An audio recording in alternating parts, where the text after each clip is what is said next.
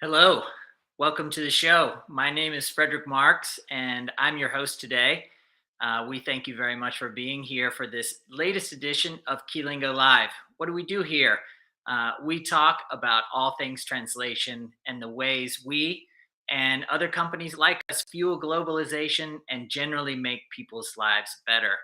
On the show, we invite guests. If you've not been here before, we do have guests. You don't have to watch me the whole time. And we invite them to have share something valuable. They have interesting stories, and basically, they just generally like to have fun. If this is your first time or you've been here for all of our episodes, we're super happy that you've joined us today. The audience that we invite includes professionals both inside and outside of the translation industry. There's really something for everyone here, and we're always happy to provide a platform for any professional with a great story or something of value to share. So, given that, we hope that you'll let us know if there's a topic that you'd like us to cover or a guest that you'd like us to invite to a future episode.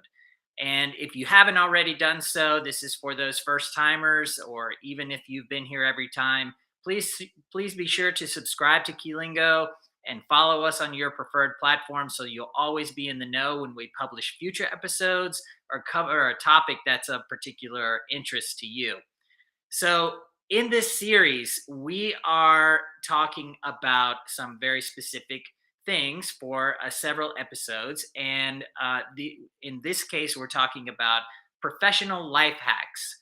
And these are things that generally make our lives easier and more manageable, help us save time.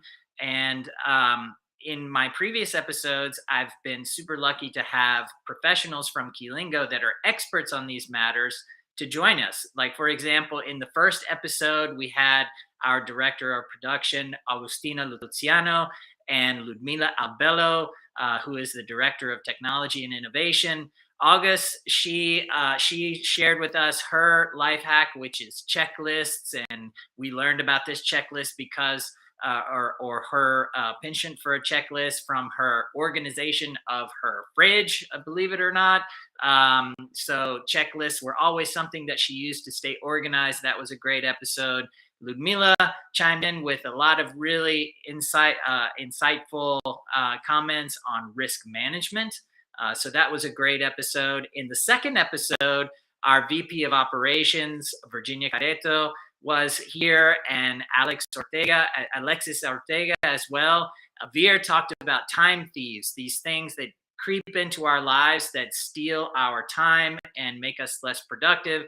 And Ale, he shared with us brainstorming, and that was an amazing episode as well. So we're on episode number 3, and this is my favorite day of the month. I'm super excited because I've got actually 2 more amazing professionals at Keelingo that have joined us today.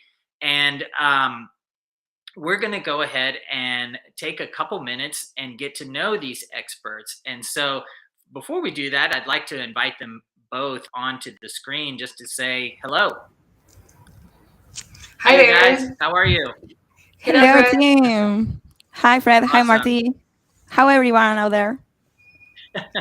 I'm so happy you guys are here today. As I just mentioned, this is one of my favorite days of the month because, if companies or people in the audience are working for a company that's similar to ours, we're spread all over the world. We don't have an opportunity to pass each other in the hallway or just pop into somebody's office or hang out around the water cooler and have a chat. So this is my opportunity to do that. And for those of you in the audience, if you didn't know, I'm sitting in the US and Cami and Marty are both in Argentina. So we're coming to you from 2 different continents today, and we're super excited to be with you. So Martina, why don't you just take a minute or 2 and introduce yourself?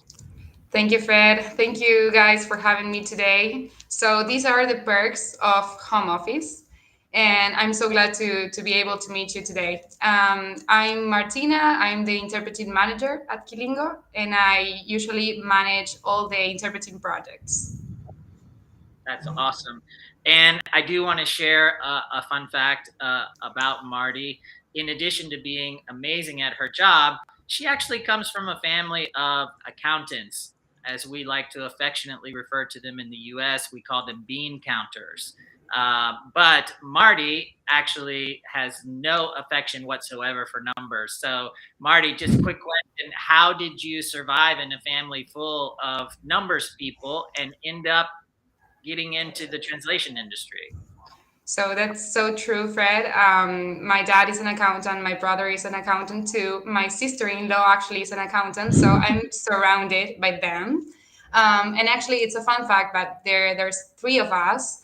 My older brother and then my younger sister. And my younger sister is the artist of the family. She's a graphic designer, and I fell in love with the English language, with communication, with cultures, with traveling also when I was very young. And I don't like numbers as much as I love languages and learning languages. And I think my mom has the best of every single word, of all the words, because she has three kids, three sons, and we are very different from each other. Well, that's awesome. And I'm really excited about all of the interesting insights that you're going to share with us later in the show. All right, let's turn our attention to Camila. Camila, welcome to the show. Why don't you introduce yourself to our audience today? Yeah, sure, of course. Well, as you said, my name is Cami. I am the supply chain manager at Kilingo, and I have a degree in psychology. And I have been passionate about languages since I have a memory, basically, maybe 10. And the English has always been at home, talking with my mom, music, yes, and so on. So I'm in the perfect place here with people That's and with languages. And it's really interesting. You mentioned it to the audience, but you have a degree in psychology, which is quite different from a degree, let's say, in translation or management, let's say. And it's really cool that it's really served you well. I can remember lots of conversations that you and I have had together about how your skills in psychology have been applicable in what you do day to day. So I know that you've got a lot of really cool insights to share later in the show as well. But before we move on, I do have a fun fact for you as well. Camila, and I'm so used to calling her Cami. I'm going to go ahead and call her Cami for the rest of the show, but her Thanks. full name is Camila. But fun fact about Cami is that she is responsible for all of our internal messaging around important dates and milestones for the company and the teams. And I honestly don't know how you got that job, Cami. You are the perfect person for that. All of the messages are always so heartfelt and genuine, and you would never know that English is your second language. You do such an amazing job at those messages, and everyone that reads them and the people that they're directed to think they're amazing. So, fun fact about Kami. Thank you, Freddie, for mentioning that. I think that as a psychologist and being in the industry where we almost everyone works with the computer and people don't see the one that it's on the other side of the screen. With these messages, I want to, I don't know, highlight that we are people. There's a person on the other side of the screen and highlighting their skills, what it's good to work with them, make us more human and less robots. That's so true and so well said. Once again, demonstrating your command of the English language. So, great job. Thanks. So we are going to go ahead and dive into today's topic. Please remember, everyone, that we are on the third episode of this series that we call PM Life Hacks. And I also just want to remind everybody to subscribe to Keylingo. Check us out online on our website and generally connect to us. We enjoy hearing from you. We're seeing a lot of comments already popping up on the screen, so please keep them coming. We're going to start today, and we're going to go ahead and dive in with today's episode, and we're going to start with Marty. And so, Marty, I'm on the edge of my seat, and I'm sure the audience is as well. why don't you go ahead and tell us what your PM life hack is that you'd like to share with us today? Sure, Fred. Thank you. So we've been talking about time thieves in the last events. So today I'll introduce you to a time saver life hack that I usually use and resort to. And this is something I came up while I was studying at college, and it's called the Pomodoro technique. Hold on This is a time second. management. 1 second.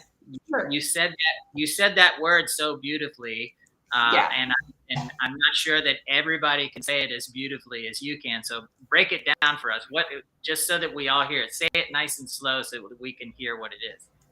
So it is called Pomodoro. It Okay. comes from the Italian language. Pomodoro actually means tomato in Italian, tomato in English, and tomate in Spanish. Okay. Awesome. Well, I still won't even attempt to try to say it as nicely as you, but hopefully that helped the audience. Please go ahead. You have to try it. You should try it. Let me see. Pomodoro. I can't. All right. Perfect. It, Yes. it'll it'll do.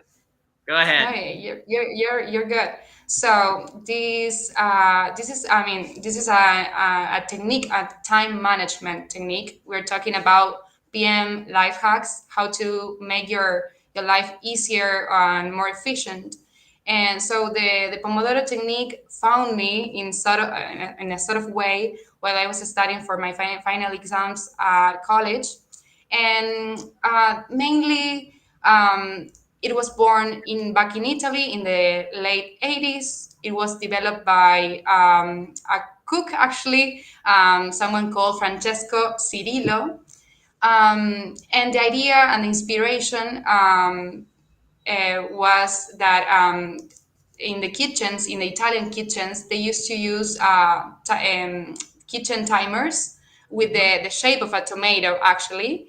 Okay. And they used to use these devices to set up alarms while cooking meals and while preparing meals. So, And yeah, go ahead.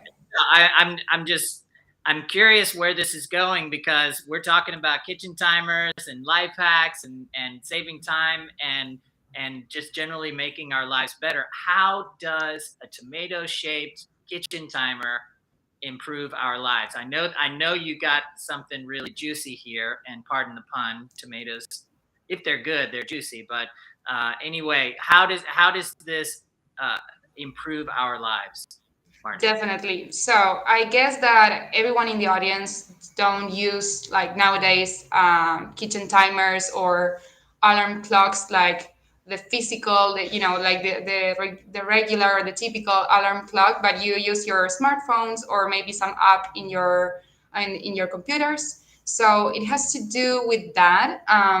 Mainly, the technique proposes that we should take some focus time and set an alarm for that. For example, 1 hour, and then you'll have a break of 15 minutes. For example, it all started with 25 and 30 minutes because we were talking about the kitchen timing, right? Okay. But I adjusted it. I customized this technique for myself and for my routine, my study routine at that time, because I was short of time. I was working 8 hours a day, and then I had like 4 or 5 hours to study and to make the most out of the content that I had to learn for the exams. And I was run out of ideas. And then I came up with the Pomodoro technique, and I just, it all started like a game, and I put myself to test it, and I start setting alarms, and it Okay. all began to be very useful for time management, because I wanted to make out the most of my time, and then go to the gym, exercising, and I don't know, meeting with friends, grabbing a coffee after work. But then I have to study too, Right. so I So customized it my way. okay. So I just want to try to break it down for the audience. If Sure. I'm hearing you correctly, what you're saying is that you will actually save time in the long run if you take a break at a at a predetermined interval and sort of deviate from what you're doing, stop, and then come back to it rather than just pushing through the whole thing. Is that sort of the essence of the Pomodoro method? That's it. Actually, yes. It mainly it consists of making a rewards system for your brain. So Okay. you set an alarm of an hour. You know that you have to study for or read a long text, for example, or do a very tiring task or something that you're procrastinating or you don't want to do, for example, billing or invoices or whatever you find like taxing. And Mhm. then you set up an alarm. You have 1 hour to do it. You focus your time there, and your concentrations goes there. Sorry, and then you have this reward, this break that will come after the focus time to Okay. grab a mate, to grab a beer, to grab a coffee, or whatever you want to do afterwards. Okay. I'm sort of getting a good picture of this now, and I really love what you said about a reward system for your brain, and that's sort of my takeaway here. And Mhm. also, I'm envisioning some other things in my life that I think this is kind of like the Pomodoro method, but it wasn't actually called that. Like, I love cycling, for example, and Me too. when I go, and I know you do, and that's why I'm bringing this up. But when I go to the gym to cycle, it's what you call high intensity interval training, and you push really hard physically for a certain amount of time. But you know in advance that in like a minute or 2 minutes or 3 minutes, whatever the exertion period is, you have a recovery period that follows that. And I know mentally, it's like, okay, I can survive this 3 minutes knowing that I've got this 30, 45-second break where I can recover. But I think Absolutely. what you're saying that's so interesting to me is that in a work context, we don't often do that. We're like, okay, I I start in the morning, I've got lunchtime, and then work ends. But what you're saying is that it would be more productive if we said in advance, okay, between starting work and lunch, I've got however many hours. And within those hours, I'm going to take some mini breaks between there. And that gives you an opportunity to recharge and reinvigorate yourself and refocus on whatever it is you're doing. What is Totally. that? Okay. Okay. Yes, totally. And you have the opportunity to unwind and to start all over again with a different mindset, mainly because you get up, you go to the bathroom, you go to the kitchen, you prepare some mate for my Argentinian fellows, and then you prepare the hot water, and or you go, for a quick walk or whatever you want to do to unwind, and you avoid having these cram sessions that, for example, at my study days, they end up having me like tired and exhausted and feeling this feeling of burnout. Okay. Well, that is a tremendous life hack. And I think that um, it's something that you have to consciously do because I think that if you are like me or folks in the audience are like me, we're charging really hard when we get to the office, and it's not intuitive. It's counterintuitive to think that if I, let's say, work really hard for 45 minutes and take a 15-minute break, that would be more productive than just working the full hour. So, man, that is a Totally. tremendous life hack. And we're gonna come back to you, Marty. But I definitely want to save some time for our other esteemed guests. So we're gonna come back to you, Martina. But by the way, it's hard for me to say Martina because I'm so used to saying Marty. Let's go with Mari. It's okay. I'm saying Martina because we're in a different context and we've got people watching us, but you're Marty to me. But welcome back to the program, Camila. Cami, Thank have you you. been listening intently?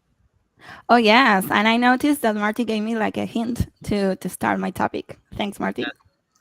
Well, You're I, welcome. I really loved Marty's topic, and I think it is really helpful. But if you are watching in the audience and wondering, hey, how do I apply this? I think it is going to require some mental heavy lifting to kind of deviate from what you're typically doing during the day. Before we get into Kami's, I just want to remind everybody that you are watching the third episode of Kilingo Live, where we're talking to experts on PM life hacks. And what is PM, by the way? I don't even know if I mentioned that earlier, but in our context, that is project management. And we have a team of amazing project managers here at Kilingo, and they are dealing with so many things during the day, things coming at them that are unexpected, some expected, but they develop these life hacks to help them get through the day, because it can be sort of just a boiler room scenario where you're just dealing with so much during the day. But so that was great, the Pomodoro method. We've got that. And now we're going to turn our attention to Camila. Cami, share with us your insights for today.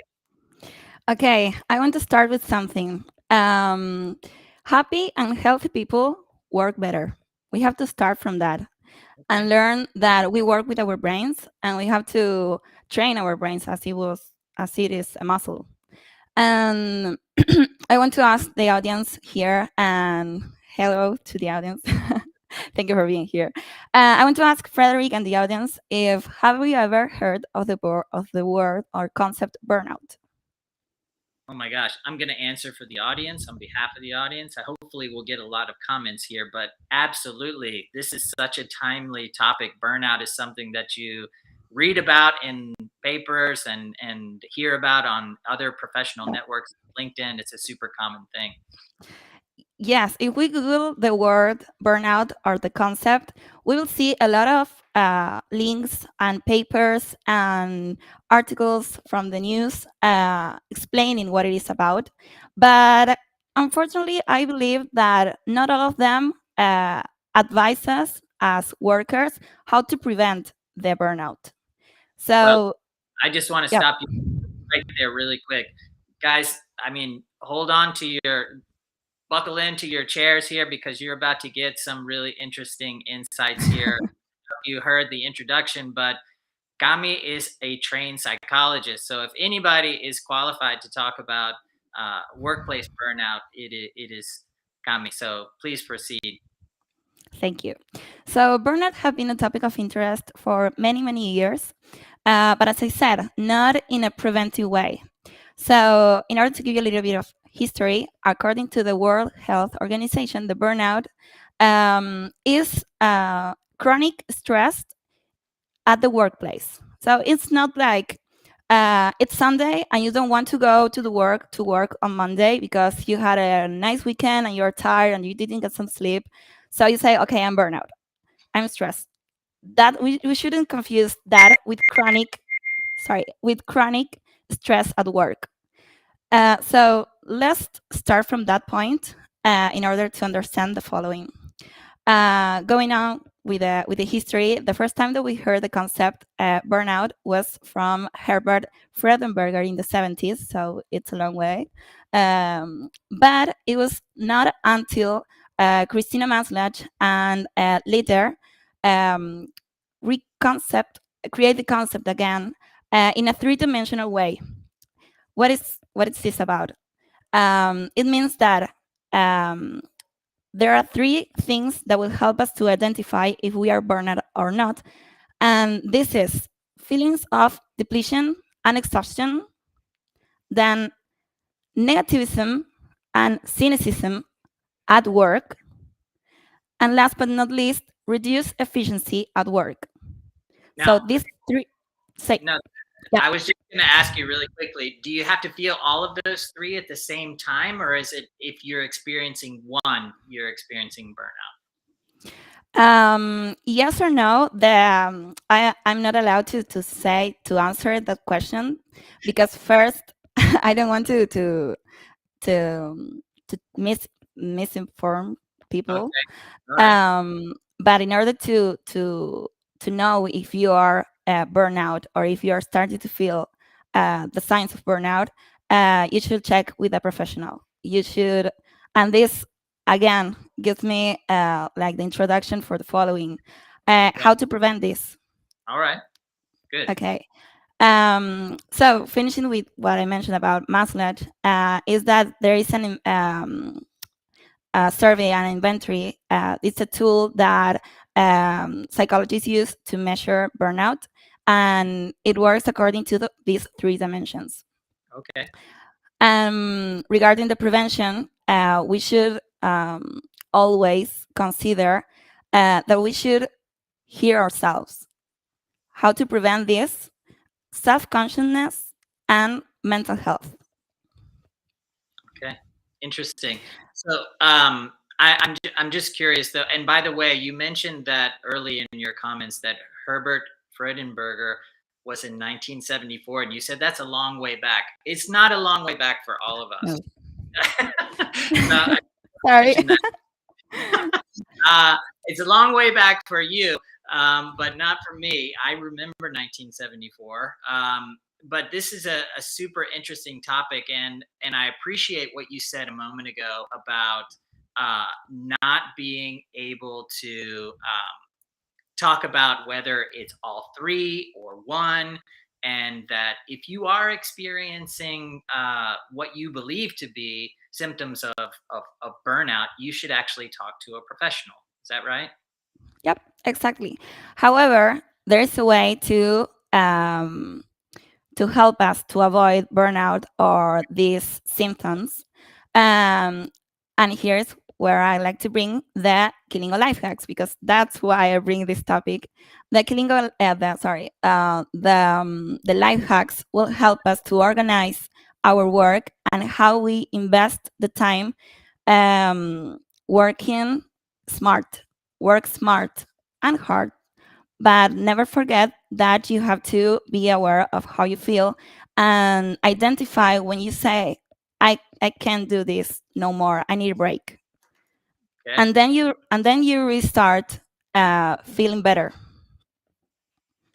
Awesome. and avoiding exhaustion, depletion, not liking your work, treating your teammate in a mad or wrong way, Mhm. because you're hurting yourself and your context, and you wouldn't be able to grow in a professional way. Yeah.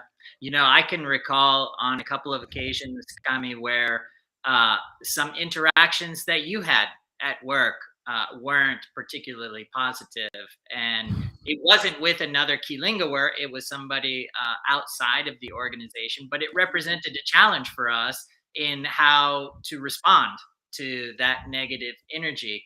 And I remember that very clearly, and I think we determined that we were going to respond in a way that represented what we would consider to be the high road, and not sort of go down that rabbit hole of negativity Yeah. with the other party. And I thought that was just so mature, and it was clear that your psychology training was at work there, and it was just because it made me feel the fact that we had had that interaction. It made me feel like, oh my gosh, this is about to spiral into Hmm. a potentially bad place. But the way that you addressed it really turned it around, and so um, I think you're doing a great job with that. And this whole issue of burnout is super important. And what you said about the life hacks too. When we developed this series, we really didn't intentionally design the series that all of the life hacks would be related to one another. But I mean, here I think what you're saying is that if you implement, for example, the Pomodoro method that we just heard about from Marty, it's one of many tools that you could use to reduce the likelihood of burnout. Is that an accurate statement? Yes, totally. Awesome. Couldn't be more right. That's great. And at the time that I had to deal with that hard situation and uncomfortable situation, what I did is basically recognize that I was getting affected by the hard situation. Mm-hmm. And first of all, I was full aware, self consciousness, that I was feeling wrong and that I was taking the situation personally. And I say, okay, I recognize this. If I fight fire with fire, it wouldn't give me anything positive. So then I move on, trying to eliminate those negativity from myself. That's awesome. Well, Kami, thank you so much for sharing that. And Thanks. we've got less than 15 minutes left in this episode, and I want to invite Marty back onto the screen so that we're all three here together. Hi guys. Marty, I Hello, what I'm back again. did you think about burnout? Did that resonate with you, Marty? Totally. I was thinking about my days back at college mainly because it was a long way until I got the degree. And it had to do mainly with the cram sessions, the long and tiring study sessions. We were told in, a kind of old-fashioned way that we had to sat and study, I don't know, like 8 hours long sessions, and that was impossible, unrealistic, and that's why I came up with I started the research for new ways to optimize and make my time more worthwhile. And um, and and yes, I can relate as well with burnout at work too, because sometimes you feel like you cannot give yourself a break because you're very full of things, and you have an hectic routine, and you want to be, you want to be a friend, you want to be a good sister, you want to be a good daughter, you want to be a good employee, and you want to be all into one, and you're just a human being. You're not robots, as Cami mentioned before. That's awesome. Well, that is the intent of this entire series, is to provide people with some tools to make their lives better, make their work life better, and even in doing so, bleed into your personal life as well. And I think we can't go any further without addressing maybe some of the comments that we have from our audience today. I don't know if you guys can see these or not on your Yes, side. Yep. Okay. I think that Rogelio made a great contributions. Okay, I'm glad that you saw that, and I wanted to ask you, why don't you first of all say the person's name once again and read his comment and then answer his comment. So Rogelio Rivera Cruz first asked, what I understand about Pomodoro is that it's more of a psychological technique to keep your mind on the upcoming reward, and it keeps us focused on the current block schedule. Is this correct? Yes, it is. It's a brain hack instead of a life hack. I like to say this because you trick your brain. You start this reward system that we've been talking about, and then your body, your brain will help you to optimize your capabilities during a set time, and then you'll be free to unwind, to relax, to drink some matter, to, I don't know, to do or to scroll down your social media if you like. So you're so right, Rogerio. Thank you for your contribution. Yeah, thank you so much. And yes, thank you for that contribution. And we'd love to hear from folks in the audience. We see Ricardo Romero. He's saying that, yeah, we use a lot this technique in my area in software development and IT. So this is not something that is new to everyone. I personally had never heard of this particular technique. And I think it's interesting. As we're talking, I'm kind of remembering or thinking about some things in our lives that, or gadgets, let's say, that kind of do this, but doesn't really give the Pomodoro method credit. For example, like I know that Apple Watches, for example, will say When you've been sitting for too long, they'll say, "Oh my gosh, it's time to stand up and move around, take a break." So this is not something that is earth shattering, let's say, but it is an important reminder for everyone to take these little nuggets. And I like to say on the show that we don't have all of the answers here. We're just trying to provide people with some tools, and we definitely need your feedback. We are getting close to running out of time, and I have to say once again, this is my favorite day of the month. I love to speak and learn from people that I work with that I don't necessarily get to spend every day in the office with. So this is super high quality time. And I really want to thank you, Marty, and you, Kami, for joining us today. I really appreciate your insights and expertise. Um, and we appreciate the whole Keelingo team for improving our customers' lives every day. Also, we just appreciate our customers, our partners, and our vendors for working with Keelingo and enabling us to continue to do what we love and have so much fun along the way. We hope that you follow us and you come back and see what we've got in store for you next. And please don't remember, if you've got a particular topic that you want us to cover, or a guest that you'd like us to interview, we are all ears. So thank you very much for joining us today. And any closing comments, Kami and Marty? I think that I would like to share to the audience that Kilingo's objective and goal is to improve people's lives. So that's our slogan. That's our vision. And I hope that these life hacks and this chat um, make like a contribution to that goal that we have. Awesome. I want to say, like, finally, final comment that put the Pomodoro technique into test. Try it out, and let me know if it's useful in your daily life. Awesome. Well, thank you I guys will so much. definitely do. It's been another successful episode of Keelingo Live, and you guys made it that way. So thank you so much. And thank you to our audience for being here, and we hope to see you next time. Bye-bye. Take care. Bye-bye. Thank you. Bye bye.